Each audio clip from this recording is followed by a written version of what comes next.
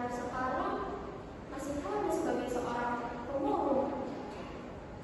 Seharusnya di umur sekarang ini aku berpakaian putih, memakai berwarna abu-abu, mengaku sebuah tas, dan tentunya menggunakan sepatu bagus. Tapi apa daya, beginilah kehidupan saat ini. Apakah tidak ada orang-orang di luar sana yang peduli dengan kehidupan yang seperti ini? Mengapa mereka hanya memikirkan dirinya sendiri? Bahkan tak banyak orang yang mencaci makiku dengan kata-kata yang kasar dan mengatakan bahwa aku hanya sama siapa saja. Mengapa? Mengapa dunia tak terasa adil bagiku? Aku tidak pernah dipedulikan.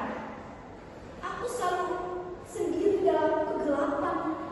Aku terkurung, aku dicekam dan aku dikekang. Aku takut setiap cahaya menyinariku, bermain-main di atas kepala, dan memaksaku untuk masuk ke dunia entah berantah itu. Di tengah keramaian kota metropolitan ini, hidupku selalu kesepian, tinggal di rumah tua tak layak tinggal ini. Inikah yang dinamakan hidup? Egois.